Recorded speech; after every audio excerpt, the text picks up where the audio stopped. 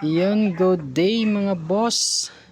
So yun mga boss, so pakita natin kung paano natin baklasin yung center console ng Innova 2019 model.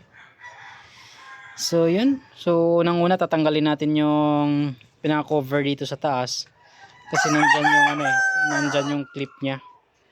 So yun, tatanggalin lang natin yan. Tapos yung pinaka-compartment nya rin, clip lang din yan mga bossing, so medyo pwersahin lang natin, hatakin lang palabas.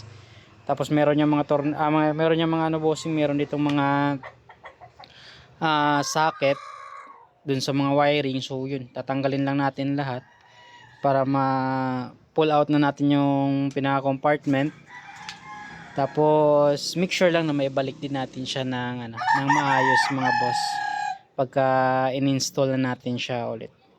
So yan, much better mga boss kung gumamit kayo ng pangtanggal na ganito, yung stainless yan siya. So yun, pang tanggal talaga siya ng clip, naka-design siya pantanggal ng mga clip mga bossing. So yun, tapos bago natin siya i-pull out, tanggalin natin yung cover sa taas. Yan, naka-clip lang din yan. Hatakin natin dito sa may compartment niya dito sa likod. Tapos yan, hatakin lang natin, may wire din dyan na nakasaksak yun sa may cambio niya, yung light indicator doon. So yan, tatanggalin lang din natin yung socket. Mga push button lang yan, mga pinupush lang yung mga bossing, yung pinaka clip, tapos sabay hila lang palabas. So ganun lang.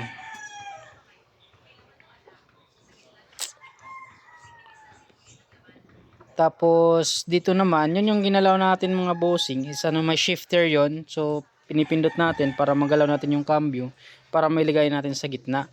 Tapos tatanggalin lang natin yung mga tornilyo, apat na tornilyo yun dyan, number 10.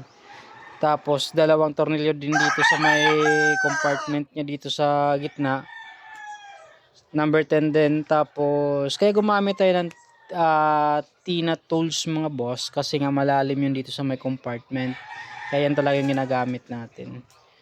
So yun, tapos pag matanggal lahat ng tornilyo, angat lang natin yan mga boss. Yan. Pero bago natin siya totally pull out mga boss, meron yan siyang socket sa likod na nakakabit dun sa yung may sinasaksakan ng charger sa likod. Yan, meron yan dyang wire. So yun, itatanggalin lang din natin yung socket. So yan mga boss, so ganun lang yung pagtanggal ng center console ng Innova 2019 model mga boss. So yun, so make sure lang na maibalik din natin siya ng maayos at lahat ng socket mga boss para mag-function ulit lahat. So yun, that's all for today mga boss. Maraming salamat sa panonood.